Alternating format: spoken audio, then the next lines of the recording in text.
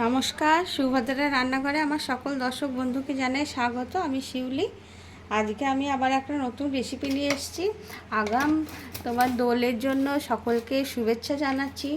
আর রমজান মাস চলছে, এখন রোজা চলছে, তার জন্য সবাইকে শুভেচ্ছা রোজা রমজানের জন্য।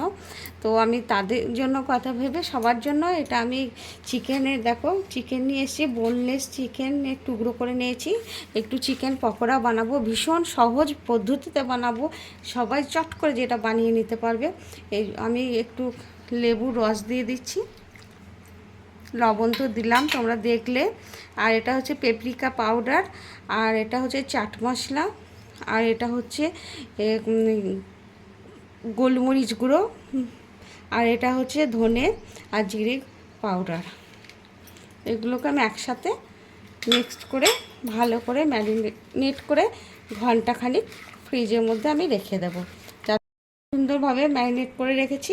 এবারে কি বলো তো, এটা চাপা দিয়ে আমি ফ্রিজে ঘন্টা মতো রেখে দেব, যাতে চিকেনটা ভীষণ, এমনিতেই চিকেন সফট, আরও সফট হয়ে যাবে, যে আমার বানাতে খুব সুন্দর হবে আর খুব জুসি জুসি হবে। তোমরা ঠিক আমি যে প্রসেসে বানাচ্ছি বানাবে, তোমরা আমার সাথে থাকবে। এখন রাখি। এখন আমি কতগুলো দেখো ফ্রেশ পুদিনা পাতা নিয়েছি, আমার গাছের পুদিনা পাতা, তোমাদেরকে একদিন আমি দেখাবো আমার গাছটা।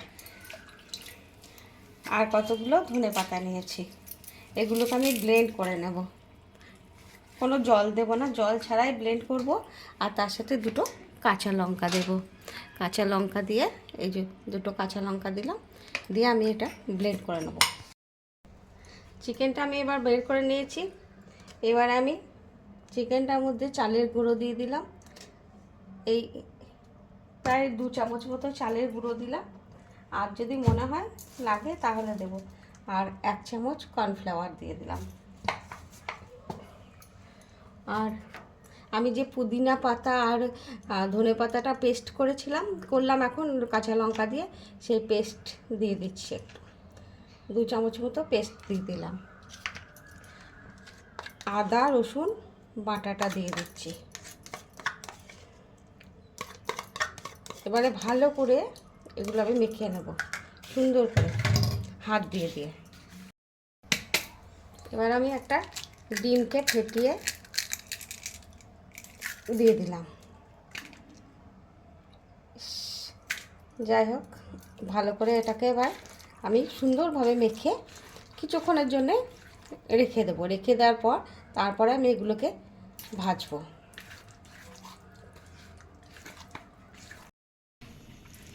আমি কড়াতে তেল দিয়ে দিয়েছি। এবারে আমি চিকেন পকোড়াগুলো একটা একটা করে ছাড়বো। প্রথমে গ্যাসের ফ্লেমটা একটুখানি লোতে রেখেছি, তারপরে মিডিয়ামে দেবো।